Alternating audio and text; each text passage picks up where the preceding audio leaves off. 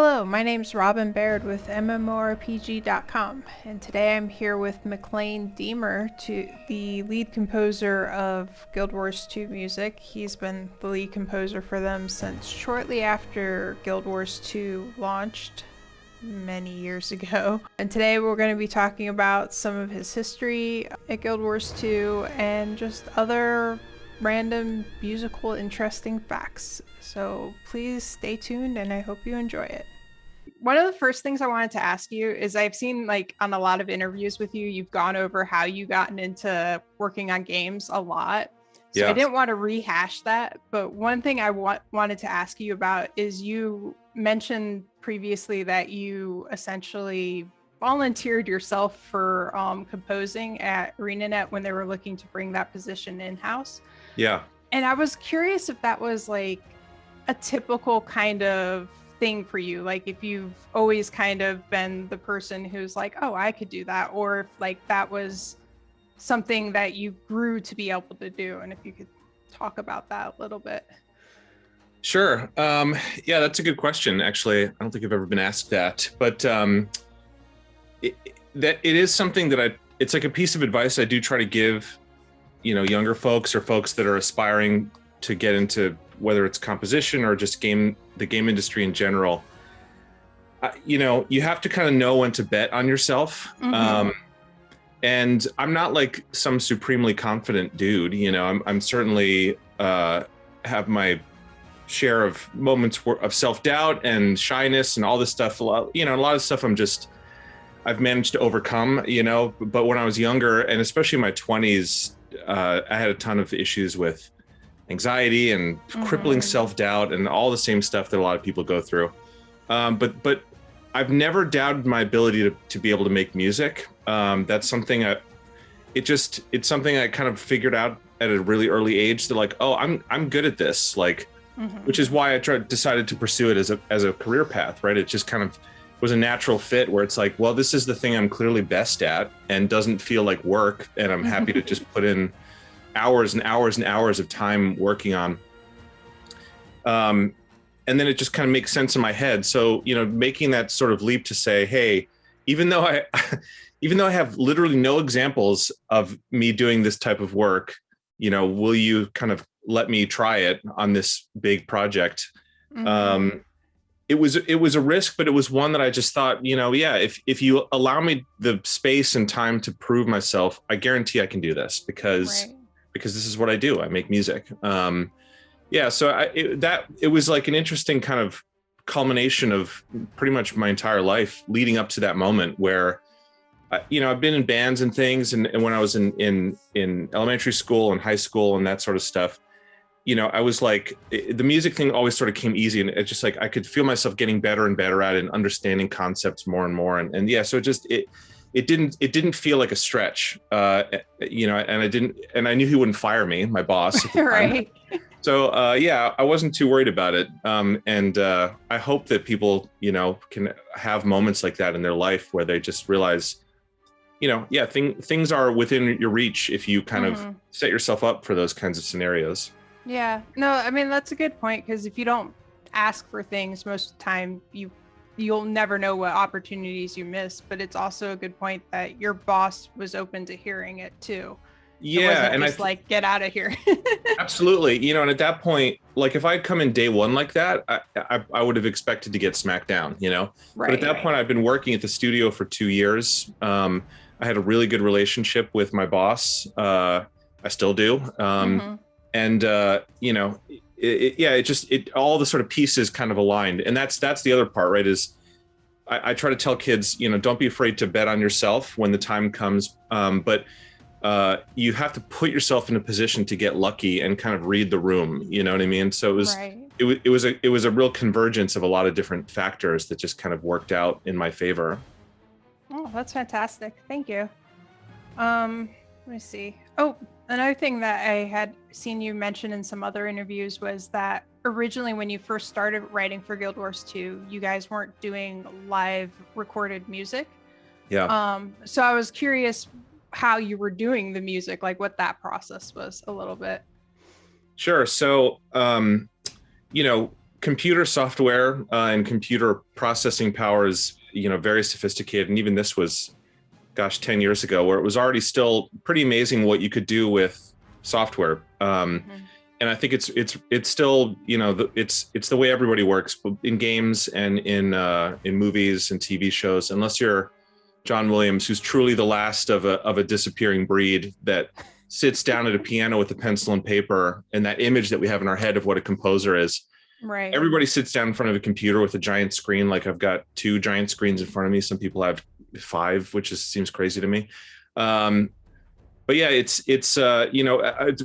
feel very fortunate to be doing this job in this time, because there's just amazing software out there that gets better every year, that allows you to essentially recreate a symphonic orchestra of any size, that you want, including sizes that are impossible to do in real life. Right. And have it sound fairly realistic. There is, when you listen to the demos of some of the software, you think, oh my gosh, it sounds like the real thing. And then you'll get it and you'll try it out and it'll sound not so good. And so it's like a totally separate skill, this idea of production, right? Putting in the time and effort to extract the most out of this software. And that was something that even within the first year or 2 of doing stuff that went into the game, I would say that my chops on that, in that arena, no pun intended, were not that great. Like I listen back to some of that now and think, how on earth did I think this sounded good? But that's all in hindsight. At the time I thought, wow, this is pretty good. And apparently so did other people. So, it ended up working out fine. But yeah, it's definitely a separate skill set from composition. It's a very technical skill set, and like diving deep and finding like, oh my gosh, if I, combine this note value with this sort of data entry, draw in a little curve, then it sounds like the real thing. But it takes you a lot of trial and error to get there. Right. Yeah. The point about going back and listening to it and being like, oh wow, why did I think that was good? That's a normal thing in creative fields. I feel like everybody experiences that, because it just means you're growing, right? Yeah, if 1 out of 10 things that I've done in my past I can listen back to and say, hey, that was pretty good, like that to me is a good hit ratio, because I always want my best work to be in front of me, and then once you make something and put it out there, you can't control how people will respond to it. So I have my own feelings about it. But there's things I'm like, that's not that good, that people love, which I would never talk about publicly, because I don't want to rain on anyone's parade, right? If you love it, then great, then it did something for you, and I hope that I can continue to make music that makes you feel that way. Right. So it's like stuff for me, stuff for you, but there's an interesting symbiotic relationship you have with an audience. Yep, that's awesome. And then when you guys started recording music live, how was that transition? Like, was it pretty easy, or were there a lot of like little bumps with making the transition to having music recorded live? Yeah, that was another, that's a whole other skill set, is how to manage that operation. Because when it's excuse me, when it's just you in a room writing, you're 100% in control, and the final product is completely down to your own ability to maximize your musical abilities and your production chops and all that kind of stuff. When you start getting, live musicians involved, it's quite a process. And it started, I had to do a lot of asking around, because I just didn't know what I didn't know. I didn't know that you had to like hire someone, the contractor, who's the person that literally hires all of the musicians. I didn't know you had to like, get a quote from that person to be like, here's how much every single musician is going to cost. Here's how much the studio you want to record in is going to cost. Oh, they're not available, so let's go to this one, but that one costs this more or less. And if you do it in this country, it costs less. So there's all these little fine details that I had no clue about. And fortunately, the people that book that kind of stuff, they want your money, so they'll work with you, to make sure that they find an option that works. And then then there's also an additional sort of layer of technical stuff where you have to take your software, your fake version, send that to somebody to have them clean it up and make it look pretty and turn it into actual scores. And you got to have a part for every single musician, it's got to look right. And if they sit down to read it, they have to be able to read it immediately. Yeah, there's a lot of moving pieces. And the very first time we recorded live was for Living World season 2, right? And we did that in a town in Germany there's 2 Frankfurts in Germany, which is, I learned this during this process. There's Frankfurt, Maine, which is the big one that everyone thinks of. And then there's Frankfurt Oder, Oder, which is the name of the river that it's situated on. And it's about 45 minutes east of Berlin. And so I went there. I was like, this is my first time doing it. I got to be there in the room to make sure everything goes smoothly. I was so unbelievably nervous, like just flop sweating, like every take. I'm like, oh my God, they're going to play through this. And then somebody's just going to like throw their bow down and be like, this is garbage. I can't play this. Right. This is an insult to my abilities. And fortunately, that's another thing I've learned is that musicians like to get hired. So they're all very nice and they would never say to your face if they think your music is bad. Right. But yeah, and again, that you go there and there's another network of people. There's the recording engineers, there's the conductor, there's all sorts of people you have to interface with that I just didn't know. And I was so nervous, but it ended up being fine. And there was a couple instances where there was music that I'd written that a computer can play that a real orchestra can't really play, right? In terms of the ranges of certain instruments and the volume levels you need them to play at and how long you need them to sustain notes and things. That was a real teachable moment. So it's only happened a few times, but I've definitely had a couple tracks where we would sort of get something that was okay. And there's a couple things that we recorded that have never gone in the game that never will go in the game because they just don't sound very good. So yeah, all that stuff is all, that was a big learning process. But once we went through it once, now it's still magical and you still get a little bit of jitters on session days, but it's fun jitters rather than like, oh my God, I'm going to throw up kind of feeling. Right. Yeah. That's also like, I used to do a little bit of writing music for different things as well. And that was like learning what each instrument could actually do was a bit of a curve for me because I'm mostly just a flute, alto sax, and tuba player. But like that leaves a lot of instruments that I wasn't familiar with. So like, sure. Although that's quite a combo. I mean, from the highest to the lowest, basically. Right. Yeah. Well, I went flute for orchestras and concerts, alto sax for jazz, and tuba for marching band. So, Yeah. A smorgasbord. Yeah. But like everybody goes through that. And I can't imagine doing it on like the orchestra scale. Yeah. In addition to that, also, there's a lot of technical that comes into with actually recording an orchestra and like how to get the best sounds of the instruments and everybody playing together without bleeding too much into it. Are you very involved with that aspect of it, or do you basically have like a sound team that focuses on that essentially? For most of the live recordings we've done, I trust the people that are part of the kind of studio operation because they have worked in that particular room, whether it's, like in Frankfurt, Oder, that was in an old church and the people that had recorded there had done it a bunch. So they know how that church sounds. They know the best place to put mics. Right. The only time we kind of got a little more involved with it was actually on End of Dragons because it was the first time we recorded what they call striping, which is basically recording things in sections. So instead of having an entire orchestra in the room that we recorded in Nashville, which is Ocean Way Studios, is large, but it's not large enough to fit a full-size orchestra comfortably. So you can fit a full-size string section and a full-size woodwind section all at once. So we did 2 days of that. And then a third day was just the brass. And then we didn't do live percussion, but we probably would have had them come in on a separate day if we did. And then you mix it all in the end and then make it feel like, oh, okay, there's 70 people in the room playing all at the same time. That definitely gets a little more technical. And there's certain things that you have to worry about in terms of like, is everybody, can everybody hear their headphones and hear the metronome in their headphones so that when we line it up, it just works. They might even have a little bit like when the brass records, they might have a little bit of the strings and woodwinds in their headphones so that they can tune properly to them. These are all very sort of crucial technical details that you don't realize until you start doing things at a more granular level. And then we did talk to them about mic placement because I'm like, there's other people that know that stuff way better. I have a very, very, very high level understanding of how to mic an orchestra and just microphone, like mic stuff up in general. But we wanted the album will eventually be coming out in Dolby Atmos, which is this very sophisticated surround sound format, right?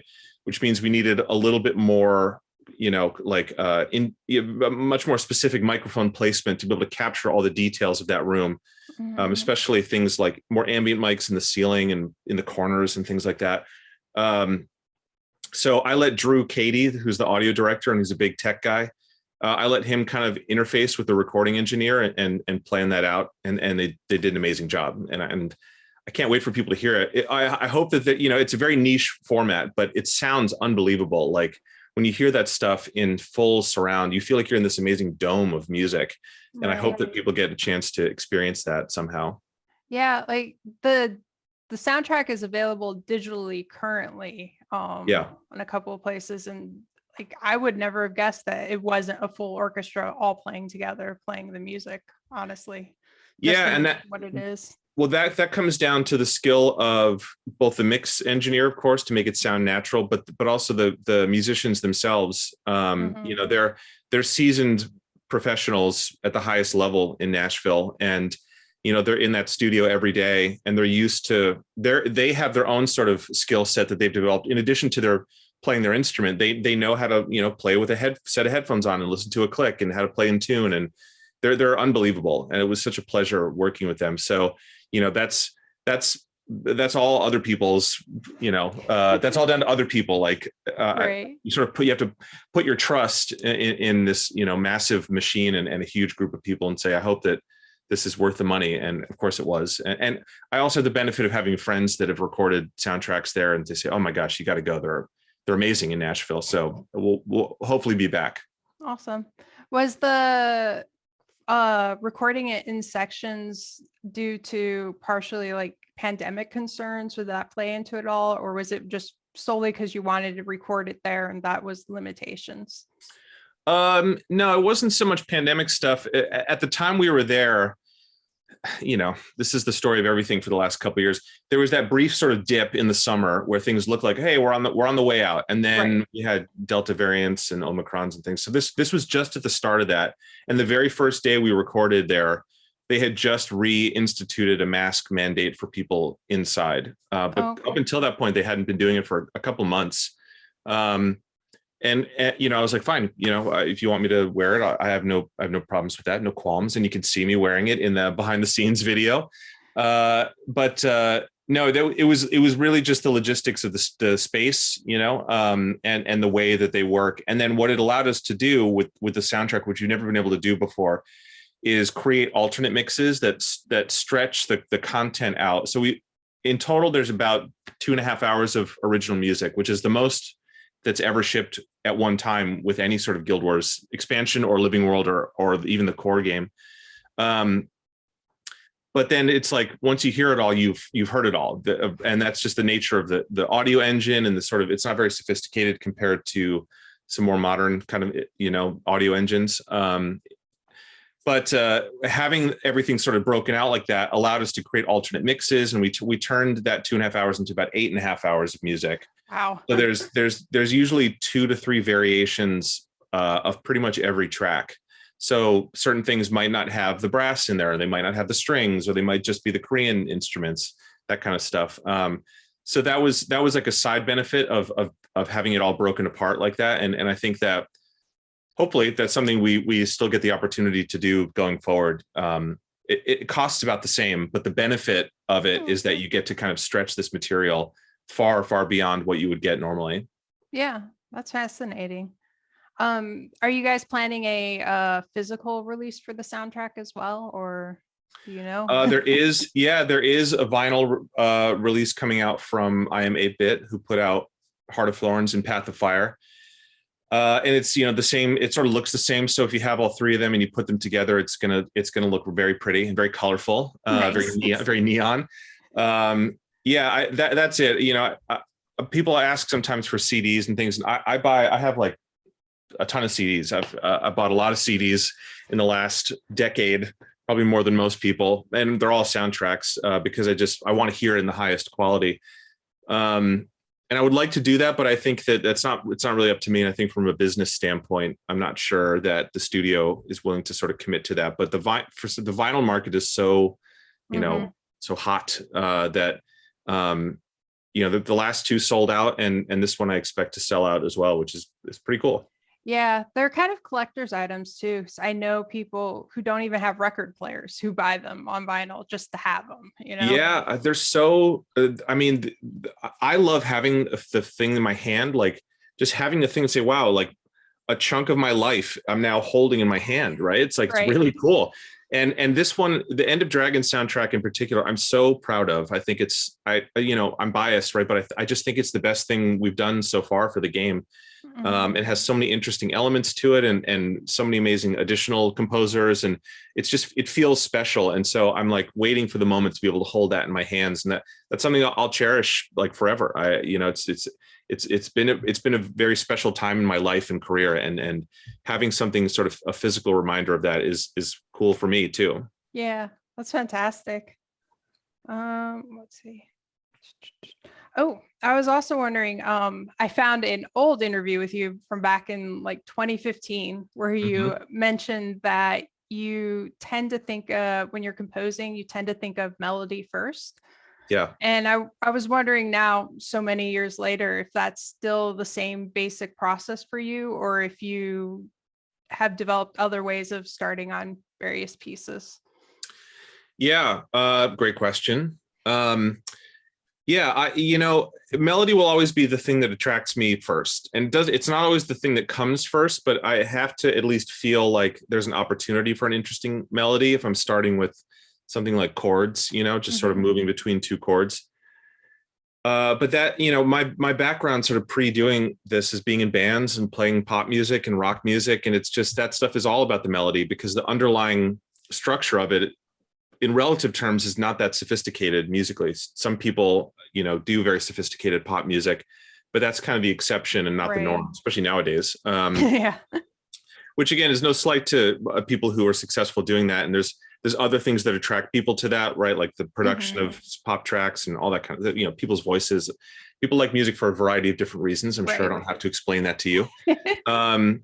So, when you write, it's like, who are you writing for? You're writing to impress yourself, you're writing to impress the fans, or you're writing to impress your fellow composers or other musicians.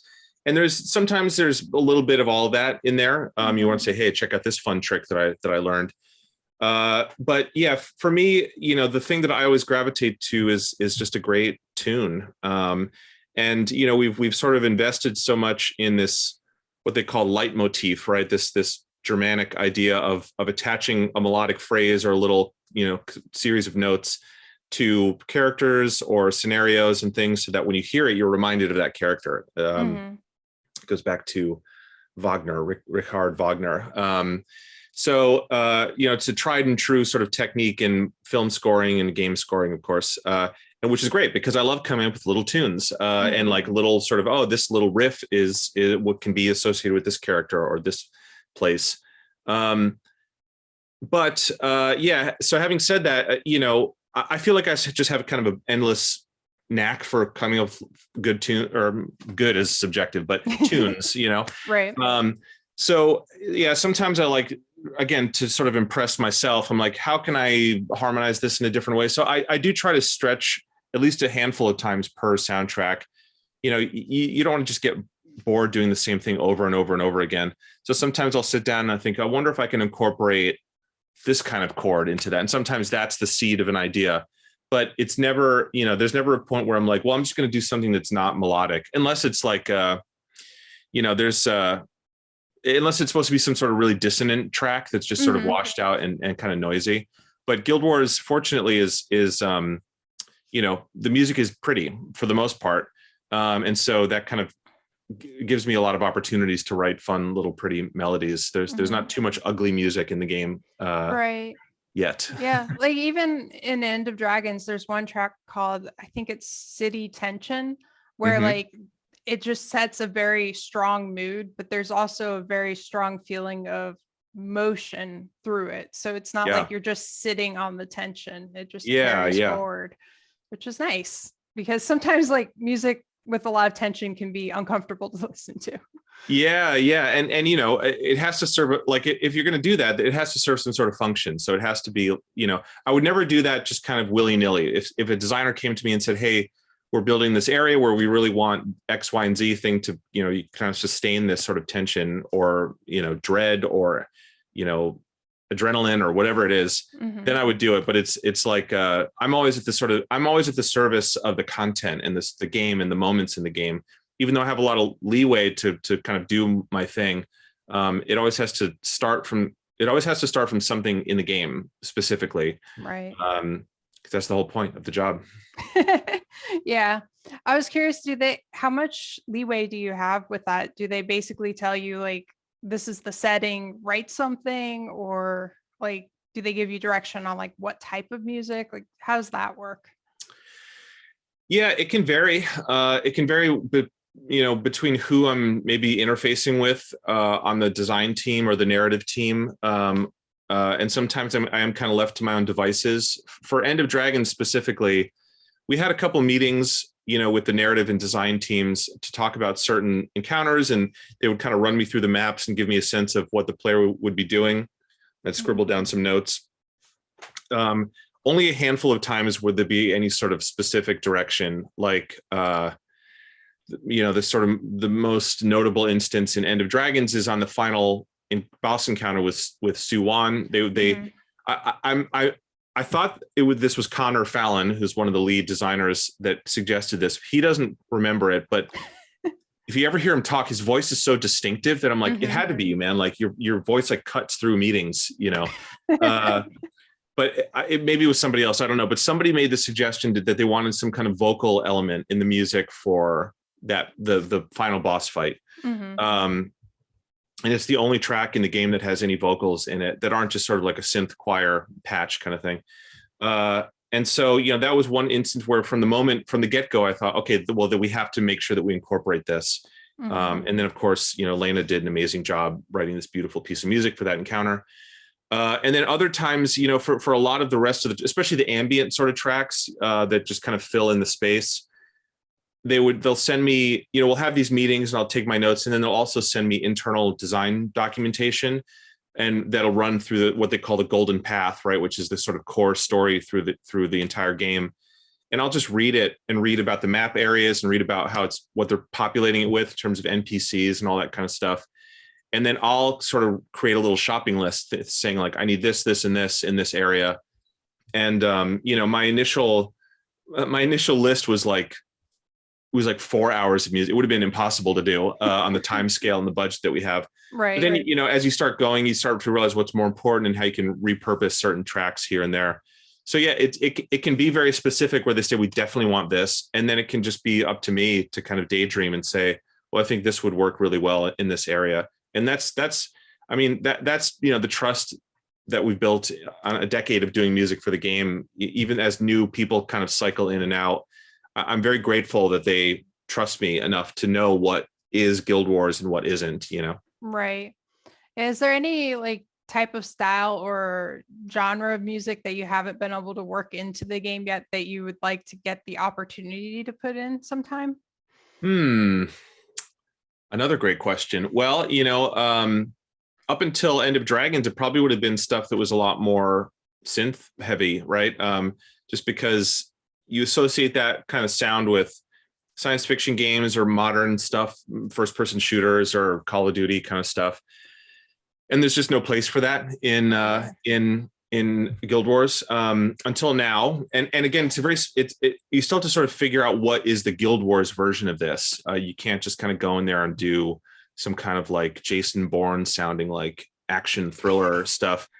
There's elements of that, and there's been elements of that in the past, but it always has to be sort of wrapped in this Guild Wars package. But this is the furthest we've ever gone with that, which has been really fun. I do think it could go further. I'm always curious with how far we can go before the fans say like, this is too far, you know. It might be cool to do. I'm a guitar player. Like that's the instrument that I just know how to play the best because I've been doing it for so long. And I could probably count on one hand the number of tracks that have guitar in it in the countless hours of music that Guild Wars has. it might be fun to do something more like that, but it's just, it just doesn't, I don't know how we would make that work. Anytime we've had to do some guitar stuff, you always have to really figure out a way to disguise it, or, maybe do it on another stringed instrument like a mandolin, or something that's similar, but it doesn't just like, oh my gosh, that's a guitar, Right.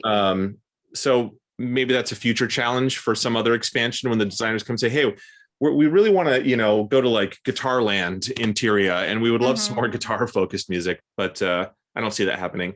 And, any sort of like, we did a little bit on Path of Fire.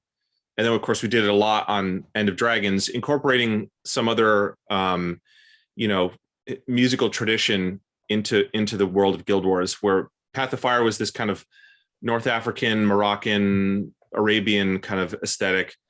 But I do think the level of care and sort of research that we did for the Korean instrumentation and End of Dragons, I wish we had done something like that for Path of Fire, because that one definitely has that sort of Hollywood gloss of just like, this is desert music, on top of it. Right. And I think it could have been, I think we could have gone further. And I like that soundtrack. I think it's really good. But it uses a very light touch, and it could have been a little more. So maybe someday, not necessarily the desert thing, but maybe, on future content, we can find some other interesting tradition to really dive deep into, because it's fun. It's fun for me. Yeah. That's awesome. On the topic of Path of Fire, I know you had said somewhere that you had taken people's feedback on the login music on that. And I was like, I missed that. I loved it. Personally, I loved it. So yeah, it's good. I mean, I like the new one too, but yeah, I thought it was great. Oh, thank you. Thank you for saying that. It's one of those things where that's saying the squeaky wheel gets the grease. So the people who are going to complain are going to be very vocal about it. And the people who like it are be like, I like this. I'm just going to enjoy it. Yeah. So I understand, what's interesting. Okay. So this is an interesting point to me, hopefully to you as well. My intention with that was not to say, oh, let's make a kind of quiet, peaceful theme. I had this notion where the game starts much like End of Dragons, where you're not in Ilona, right? You're in sort of core Tyria. Right. And I thought, well, we shouldn't get to the kind of Ilonan music yet when you start the game. There should be a little bit of that, but I wanted to sort of be a soft introduction so that you play through the prologue, and then like a James Bond movie, or the big thing I had in my head at the time was Rogue One had just come out, and Rogue One sort of plays with your expectations of what a Star Wars movie is, and a lot of levels, and of course the music is a big one. Yeah. So up until that point, right, the Star Wars music is like bam, big fanfare, the opening crawl, all that stuff. And Rogue One doesn't do that. It just is like a cold open. It goes right into the story. I don't even know if there's like a flourish. There's probably just a little like tensiony string thing.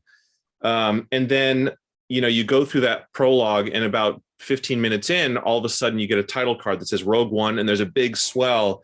And I'm like, that's what we should do. That'd be really cool. Or like a James Bond movie where there's a big action scene, and then you get the gunshot and the all that kind of stuff. So I thought, well, let's have a quieter version of the theme. And then when you get to Ilona, when you cross that airship and see it for the first time, then we'll have a big version of it. Didn't quite pan out that way. And so that was my intention. And again, it was something that I didn't realize, that when people sit down to log into the game, they want to immediately feel like, oh my gosh, I'm getting pulled in. They want that classic Star Wars feeling of like, yes, here we go.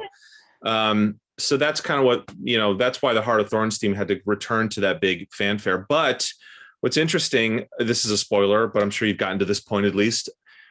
Now in End of Dragons, they did something that I wish we'd done years ago, which is they essentially do what Rogue One did, where you get to Xingje Island. You go through the prologue on the airships, you go through the big battle, you wake up in prison, and then the first time you see it on that courtyard, there's a big swell, and then the camera lifts up, and the logo pops up, and I was like, yes, that's it. Yep. But it's sort of the best of both worlds. You get the exciting action thing, and then you get the prologue into the eventual like title card for the expansion. I think it works really well, and I hope that's something they continue to do going forward. Oh, absolutely. Like everybody I know who's played it, including myself, we got to that point and we're like, oh my God, this is awesome. It was perfect. Like, Yeah. I had the same moment that on launch. I think maybe somebody mentioned that they were thinking about doing that to me a long time ago. I had nothing to do with it. That when they were implementing it, they sort of cut up a piece of music for that. So when I got to it, it was a surprise. I'm like, yes, oh, nice. it was like, it was so cool. It was such a great moment. That's awesome. Even as like the composer for it, you can still have those moments of when you actually play and be like, oh, okay. Yeah. I mean, I don't know.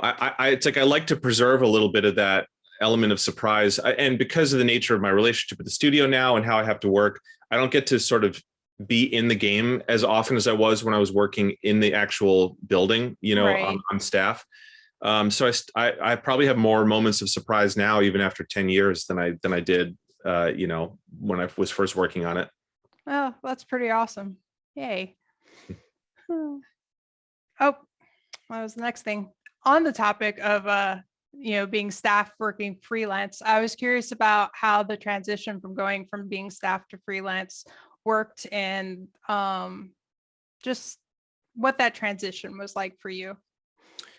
Yeah, it was pretty seamless, I would say. Only because the nature of this type of job, it's like, I don't know how, I mean, I shouldn't even say I don't know how it would work, because we've seen how it's worked with literally everybody across the world for the last couple of years.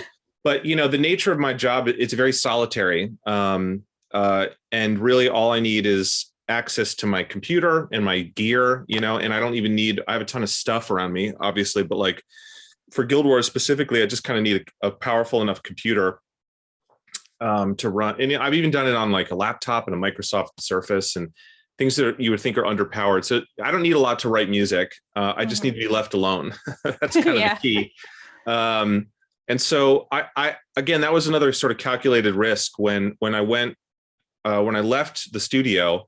I moved from, I was living in Seattle and I moved to San Francisco, and I thought, okay, I'm going to ask them, hey, I know that you hired me under this pretense of like, we want somebody in-house and how beneficial that is, but I've got to go. My life is sort of pulling me in this different direction. Can we still maintain this relationship? And again, I'm very grateful that they said yes. Mm-hmm. Because at that point it was sort of proven that I could do it, on the level that it needed to be done. And it ended up working out great. I mean, there are times where I miss running into people in the hallway and that kind of stuff. But yeah, I don't miss commuting or people having conversations right outside your door, or bugging you about going to lunch, or that kind of the sort of the drudgery of being in an office is all just pulls me out of my head, which I need to be in there most of the time in order to come up with this stuff. Right. So yeah, for the most part, it was actually fairly easy. The most difficult part has been, like I said, not having immediate access to builds of the game, having to rely on other people to kind of get me screenshots or video captures of certain areas. But that's a small bump in the road. And at this point, I've been away from the studio longer than I was ever physically in it. Oh, really? Yeah, because I worked there from 2010 to 2015, and then I moved away. So it's been 7 years that I've been kind of out on my own in one way or another. And yeah, it's worked out fine so far. That's awesome. I didn't even realize it'd been that long. Like time has gone wibbly wobbly. Yeah, I know. It's life. It just accelerates as you get older. Yeah. So also one thing I was noticing, I don't know if this is accurate, but I believe the End of Dragons had the most like different number of composers on it out of the other expansions. Yeah, definitely. I was curious, like, do you guys confer to each other on what you're working on and who decides who writes what? Like, how does that whole process go? Yeah, that pretty much goes through me. So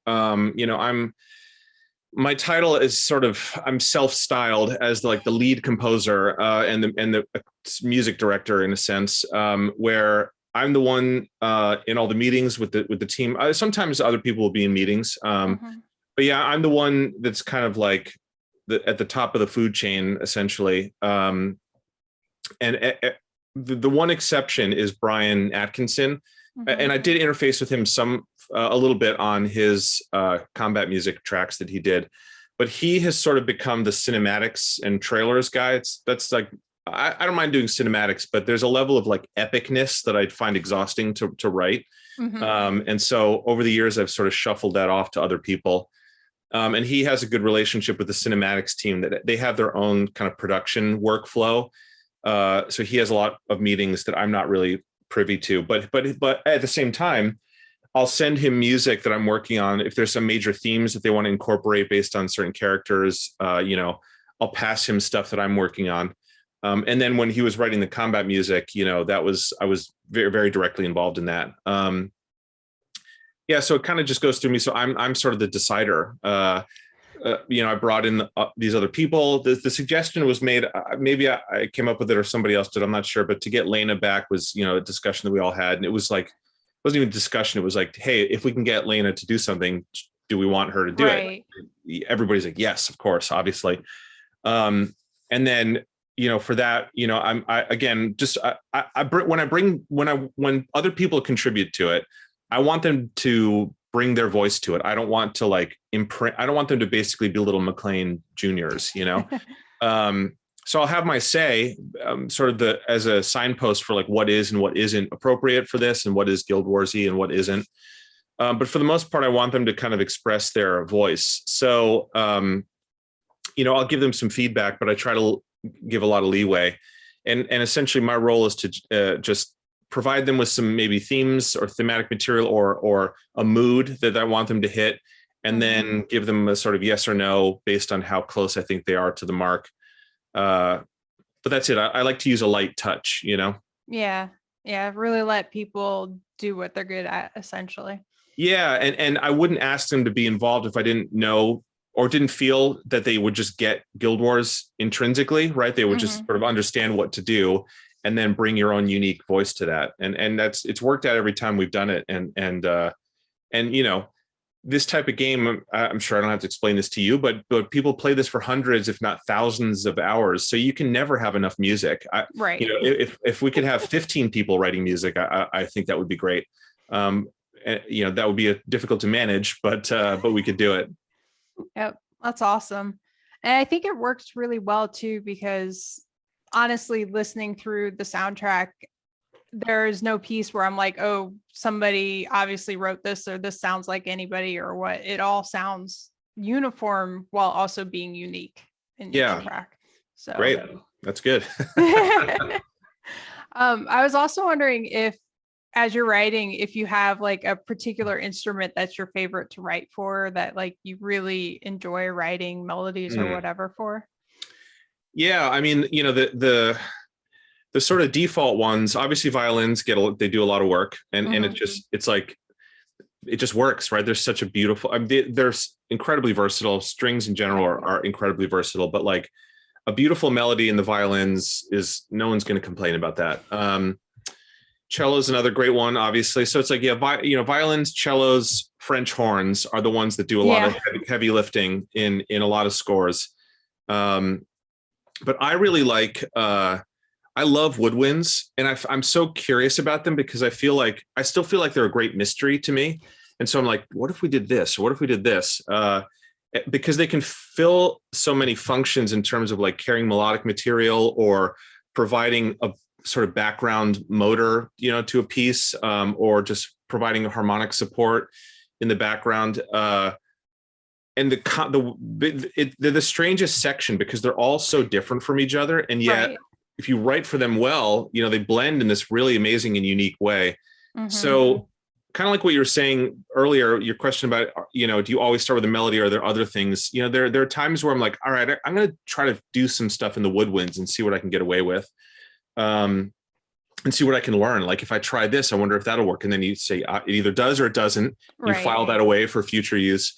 So yes, I love writing for woodwinds. Bassoon is a beautiful instrument. English horn is one that I think doesn't get a lot of use, but it has a very interesting, timbre that's like really unique and has, it straddles that sort of middle range where it can go really low or it can go really high and do some interesting things. I also love alto flute and bass flute, which don't get used a lot. But Yeah. going back to Heart of Thorns, there's always at least one track that has some kind of alto flute solo, and we've only done bass flute a couple times. Oh, that's interesting. Is just not to interrupt you, I'm sorry, but like Sure. there are a few points where I'm like, I wonder if that's an alto flute or a bass flute, like just from me listening. And Yeah, so yeah, yeah. yeah. I would love to do contrabass flute. I'm pretty sure in LA there's at least a couple people that play them. Oh yeah. And there's just such a haunting sound. It's so interesting sounding. Yeah, there's a track on the End of Dragons soundtrack. I'm not sure what it's called because most of what it is in my head are these internal names, and then Right. we rename them at the last second.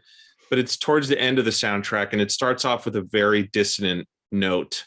Let me look it up. Okay. Let's see. What is that track called? It's called. Hang on a second. I'm going to listen to this. No, that's not it. Oh, it's called Junkyard Strife. Oh, Yeah. yeah. So- Yeah. So that one's like the nastiest track on the soundtrack. And the idea when I was writing that was it was supposed to be for an area in Echovald where there was like almost like a toxic dump, right? It was like, there's like discarded jade tech and scraps and things, and people are kind of fighting over it and stuff like that. So I thought, well, this has got to sound nasty. And that's a combination of, there's certain rules within orchestration based on the physics of instruments and acoustic properties that, this is how you voice a chord if it's in this range or, all that kind of stuff. But if you do it wrong, sometimes if you do it wrong, that's the right thing. And so there's like below a certain frequency, when notes are too close together, they clash in this really interesting way. And it's almost like when you, if you're like on the highway and you roll one window down a crack and you get that sort of like whoop, whoop, whoop, whoop, whoop sound in your head, it's like, I wanted that sound. So it's a combination of the upright basses doing trills, I think, like half note trills. And then also bassoons and bass clarinet playing like minor seconds in a very low register. And then when we were doing the recording, the conductor, who's an amazing musician and orchestrator himself, he had this idea. He asked the tuba player, I've never heard this in a session before. He goes, "Hey, tuba," he probably called him by his name. I can't remember what his name was. He said, do you have a mute at all? And the guy was like, yeah, it's in the trunk of my car. Like, he's like, he brings it, but he knows that he's never going to use it. Yeah, who uses it? Yeah, who uses a tuba mute? Like, nobody ever uses that. So we stopped the session for a second. He ran outside and grabbed this tuba mute, came back inside. There's a picture of it on my Instagram because it's so funny. It looks like the droid in the beginning of Star Wars that Uncle Owen buys, and then the thing pops out of its head. It has that kind of trapezoid shape. It looks like it's sticking out of the top of his tuba. But it makes this amazing, like muffled, buzzy sound. So it's like, yeah, the strings doing very low strings doing their thing, the tuba mute, and then this low woodwinds just intentionally clashing, and it creates this amazing sound. So anyway, it's a long answer to your question, but I love writing for the woodwinds, and I like doing weird stuff. Like once or twice per soundtrack, I'll be like, all right, I'm gonna flex a little bit my orchestration chops and see if this will work, and it worked out great. Yeah, the Junkyard music is perfect for that area too. Like, that's one thing I noticed when I was playing through. I was like, Jesus, like it just really emphasizes this whole area, Yeah, great. It's also funny that you mentioned the low end, what happens when you do stuff low end with woodwinds, because there's something similar that happens on the very high end too. We used to notice it with flutes, especially when we were in a smaller room, that if you get certain ranges of different notes together, they call it a ghost note, where like it just creates like a buzzing in your ear, and you can kind of hear a note that's not actually being played. Yeah. And I don't know if that happens with other instruments families, but it's just interesting to me that the woodwinds do so many things like that. It's weird. Yeah, I think that there's such an amazingly versatile section that is because because they hit like between the piccolo and a contrabass, that's like truly the limits of human hearing, and they're the only section that kind of covers that. Like the strings get pretty close, but the piccolo obviously goes way higher than even the highest strings can. So yeah, there's, for music geeks out there, I still feel like there's a lot of unexplored territory. Whether or not people want to hear it is another That's question. a whole other thing. Yeah. That's awesome. Yay. Oh, I was curious, over the years of writing for Guild Wars 2, if there was a particular piece of music that was harder than the rest, that stands out to you as being like, that was hard to write at all? Yeah. Another great question. I think the hardest one for me to get right was probably the Heart of Thorns main theme. That was, and I've talked about this on like a live stream in the past, and that one went through so many iterations, and even that's one of those examples where we recorded something and there was a version of the main theme that appeared in the first Heart of Thorns beta, and I was like, okay, it's done. And then I just remember thinking, it's not right. It's like it's the essence of it is there, but it's not good enough. Like I know that this can be better. So I rewrote it. And that early version, I'm sure somebody's ripped it and put it on YouTube at this point, but you can't hear it, at least not in the game or on Spotify or anything. And then beyond just having two different live versions of it, I wrote and rewrote. It was one of those things where it's like version 1, version 2, version 3, version 4, then go back to version 2 and make that version 5, and then like final, and then final V2 and final V3 and final version 3. That one went through a lot of iterations, and I still think, I don't like to look back too much, but I still think like there's a couple things I could do better now, but it's too late. It's too late. Yeah. Oh, that's interesting. When you get things like that, where you're onto something, but you're having trouble exactly dialing in, do you have any like tricks or habits that you do to help you break through that and to get into where you need to be? Yeah, I don't know. Yeah, that's tough. That's a tough question to answer. So, sometimes it's just a matter of putting it away, coming back to it later, like reminding yourself, yes, I do know how to write music, just attacking some easy stuff. Right. And sometimes it's the opposite. Sometimes you're like, no, I can't run away from my problems. I have to just power through this. And that's where the craft, writing music is art and craft, right? So there's there's magical inspiration parts to it. And then there's just like sweat and grinding that you got to put into it to just get to the end of something. And yeah, it really depends. That one, I think, was a little bit of both, where it's like, don't be afraid to throw out stuff. You have to really get like not precious about your music at a certain point. And, you might be a whole day deep on something, and if it's not working, it's not working. So start from scratch and maybe come back to it.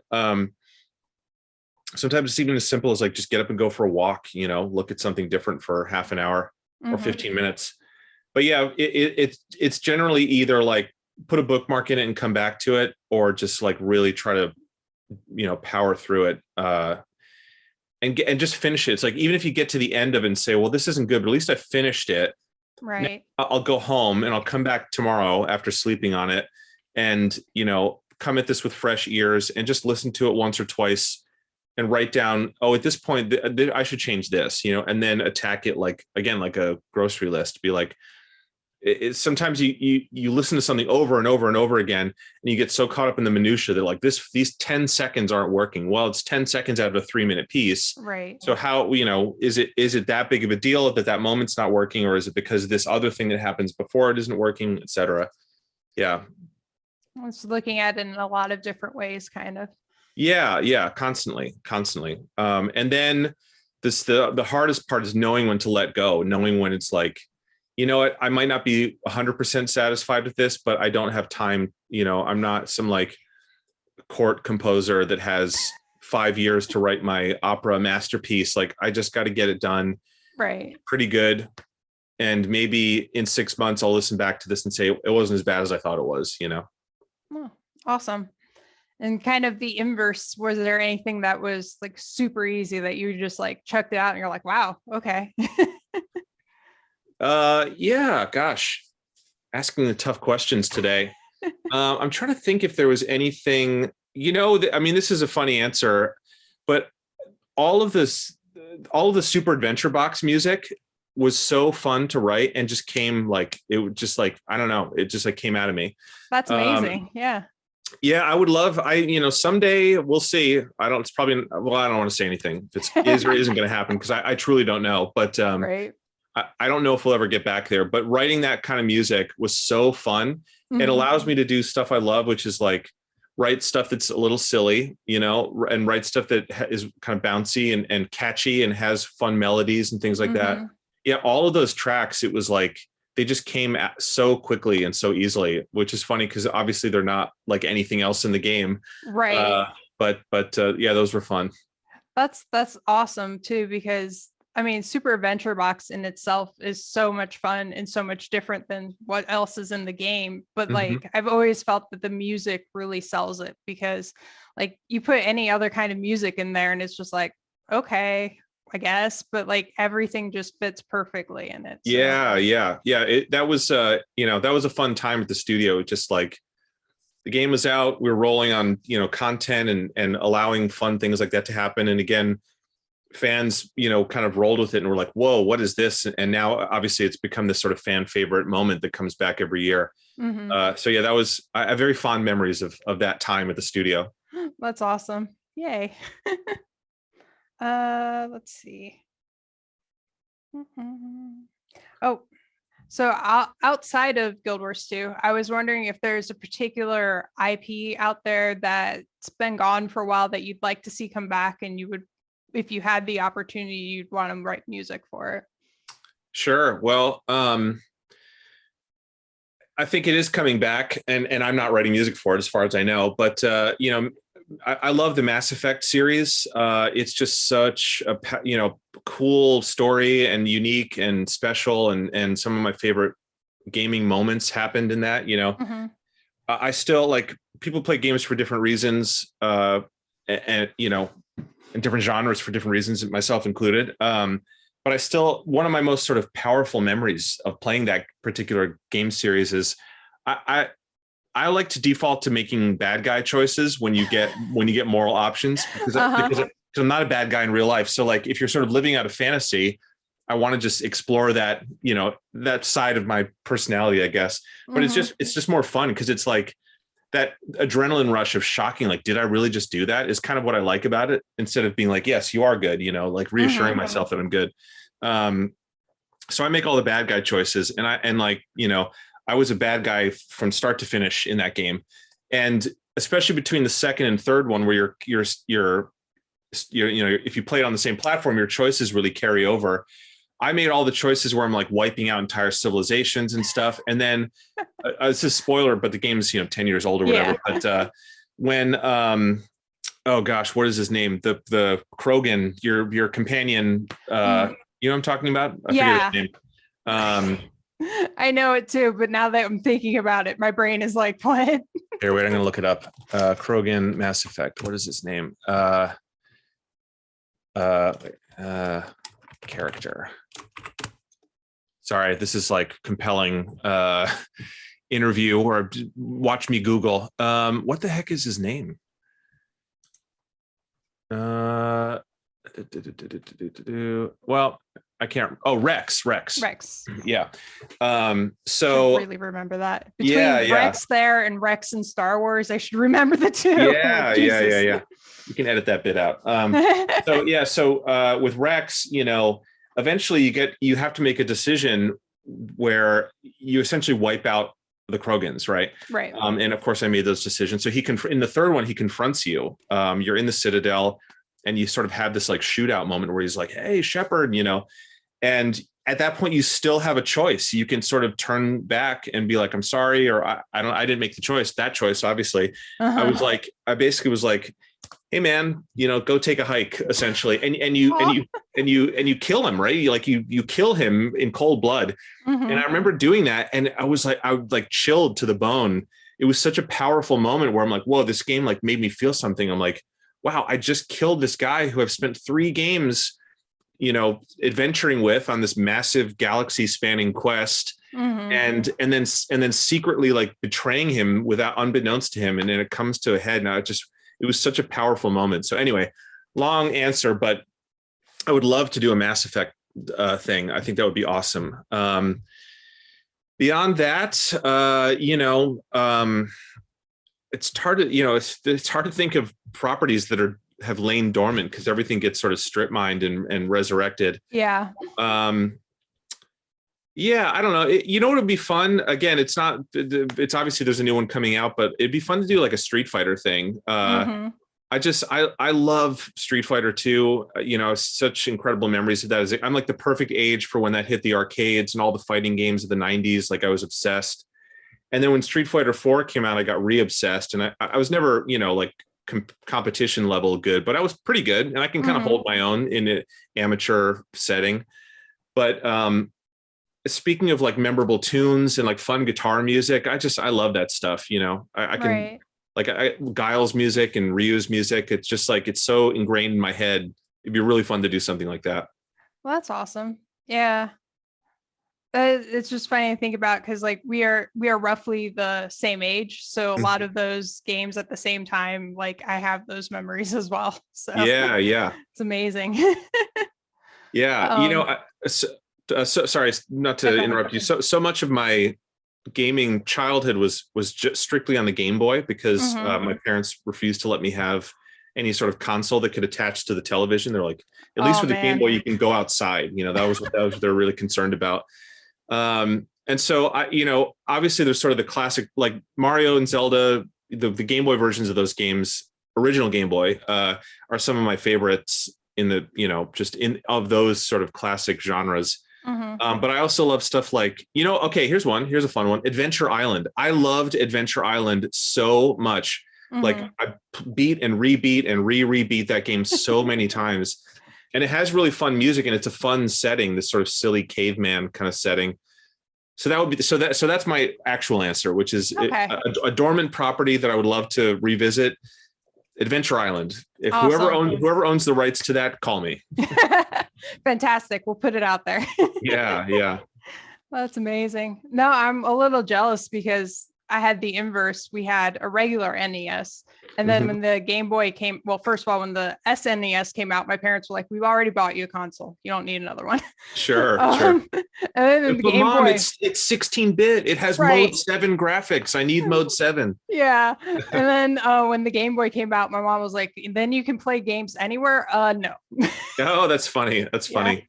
So it's just hilarious to see the different ways parents took at that. Yeah. I can see the argument for both sides. I wish I was smart enough to make that argument. It's like, but Mom, if you buy me a Game Boy, I'll be able to play all the time. So, if you just buy me a Nintendo, I'll only be inside for, under your direct supervision. Yeah, but then you'd be stuck with the other. And, I missed so many great games because of the Game Boy. So, well, you can still, now it's easier than ever to play those. I just actually, just last year, I still had my Game Boy and my sister's Game Boy from when we were kids, and they still technically worked. But, the glue on the screen had come off. So things were falling apart and they're kind of yellowing and stuff like that. And I powered one of them on and the screen was so dim. And I'm like, oh, this must be a tech issue. Like this thing's 25 years old. So the screen is faded because now it looks terrible. And adjusting the contrast wheel, I'm like, I can't see anything. Right. And what I realize now, of course, is that we're so used to these things, right? Like, these things look amazing that it's like changed the way our eyes work. It's like, no, the screen for the Game Boy has always sucked. It's just that we're used to better screens. But what's interesting now is there's this amazing modding community out there that resurrect all these old Game Boys, Game Boy Colors, Game Boy Advances, and they can put modern screens in them. And so I found a guy and I sent him my 2 old Game Boys. I asked my sister, I'm like, are you okay if I do, she hasn't obviously played it in decades, but I was like, are you okay if I like fundamentally change this thing? Because I want to bring this back to life. I sent him off my 2 Game Boys. And then like a month later, he sent them back with new shells and new colored buttons and stuff like that. Like they look very fun. But then it has this beautiful screen in it that's high contrast. And so I still have all of my old games from when I was a kid.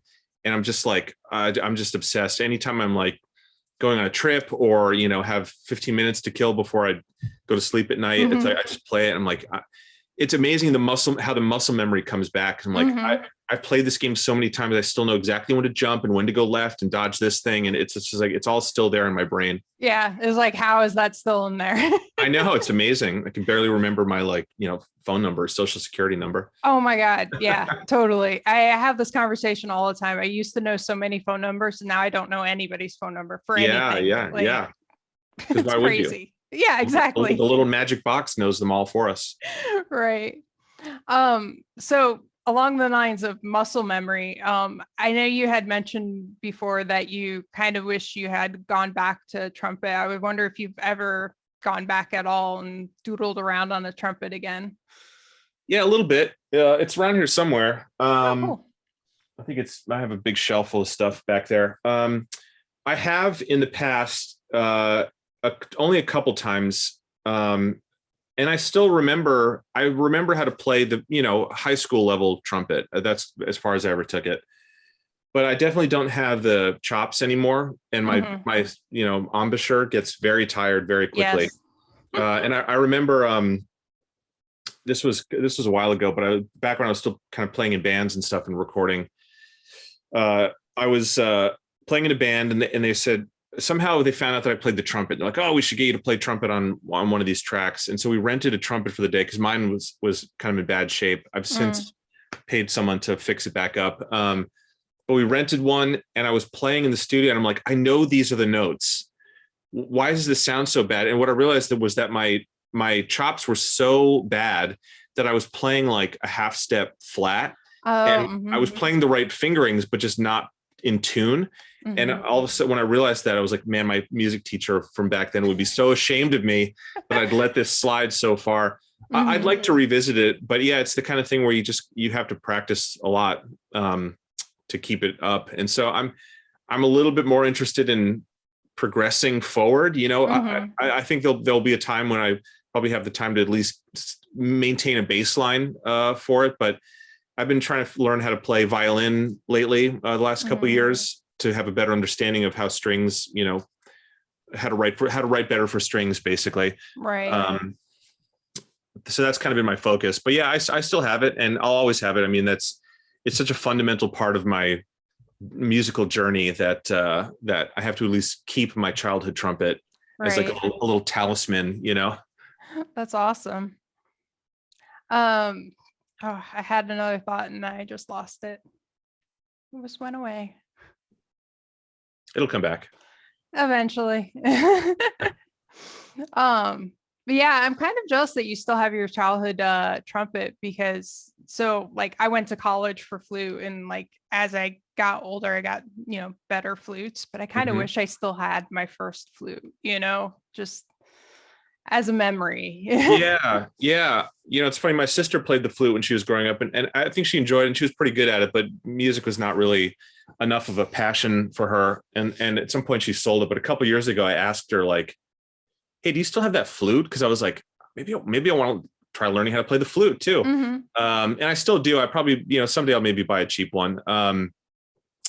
But there's something about the trumpet where it's just like, you know, there's no need to go into this now, but like it truly is like a very important part of my sort of story. Like the experiences that have brought me, the people that introduced me, all back in junior high and high school and stuff. But if I sort of follow the thread or the breadcrumbs all the way back, you know, playing the trumpet is really what led me here in some ways, in many ways. So even if I never touch it ever again, I just kind of need to have it around. It's like my little teddy bear, my safety blanket. You know, it's like, it's really important to me. That's fantastic. I remember the other question I was going to ask you. I had seen that you had said that when you were trying to make a rock career happen, that you had accomplished all of your goals with that, aside from being able to make a living at it. Yeah. I was curious, like, if you would be willing to share what some of those accomplishments in that arena were for you. Like, what were some of the milestones? Yeah. Well, you know, a big one was just kind of being able to play for a room full of people that are there because they want to hear your music. Yeah. Playing original music, especially playing in a band and stuff. There's more people than ever doing that now, and there's always been a lot of people that are fighting for some sort of attention or success. Mm-hmm.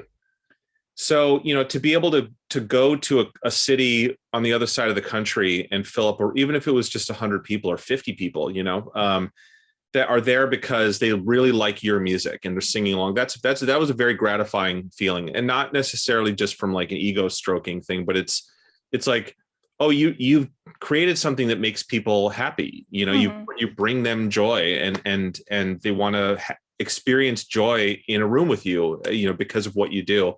It's a very satisfying moment that I think a lot of people unfortunately never get to that point for various reasons. So I felt lucky to kind of be able to tour the country, Mm-hmm. and play for people. We played big shows, we played small shows. You have these moments where you're like, you plan a tour so that you hit the biggest markets close to the weekends, right? Unless you're a band that's definitely going to sell out an arena any night of the week, which we want. But if you get to Chicago on a Saturday night, we could fill up a room full of 600-800 people, which was pretty cool. Mm-hmm. The problem is, the next weekend you're going to be in Los Angeles and you can fill up a room full of 600 people. But in between, you got to play in like, Lincoln, Nebraska or something like that, because it's on the way. And you're playing for the other band that's on the bill that night and the bartenders, and that's it. And it's a Tuesday. And it's this amazing sort of high and low that you experience within a couple of days. But yeah, so I being able to see the country, I've pretty much been everywhere. There's only a couple spots in the US, at least in the contiguous states, that I haven't seen. I've been almost everywhere at least once, if not multiple times. That's pretty, I mean, that was like, when you pick up a guitar as a kid, you're like, yeah, you dream of being a rock star. And then having those moments where you just like start a riff and the crowd just loses their minds. And then you get to the chorus and they're all singing along. And then you like have the breakdown and you sort of like, all right, everybody, let's go. And the whole room is clapping their hands. Like, that was a cool feeling. We got to meet some cool people, some of my heroes. We got to meet the guy, at the time I was living in Boston, we were based out of Boston. So we got to meet like Nuno Betancourt, who's the guitar player for Extreme, right? Which is a Boston band. Because we're kind of the band that we're sort of most successful with was this kind of quasi hair metal band. We got to meet a couple of the guys from Aerosmith, another Boston band, a couple guys from the band Boston, who of those three bands, though, that's my favorite. So, that kind of stuff, that stuff is really fun. Yeah, I don't know. The only thing I miss about being in a band was performing. Mm-hmm. A lot of the stuff really sucks. So, interpersonal drama, Mm-hmm. disappointment, that kind of stuff is, and touring, as fun as it can be, it's a grind, and you have those days where you're like, you've been out there for weeks, you're still going to be out there for weeks, you're so sick of just being dirty and in a van with all these guys that you're so sick of being around and eating gas station food. And there's a romance to that kind of, but it does get old very quick. So yeah, it was more so about the shows and the interaction with fans, maybe, meeting cool people. That sort of stuff was really fun. That's awesome. Yay. I think that's pretty much everything I had planned to ask. So. Oh, okay, great. That was awesome. Yeah, well, this has been really fun. Thank you for thank you for taking the time. Yeah, thank you for taking the time. This was a great conversation.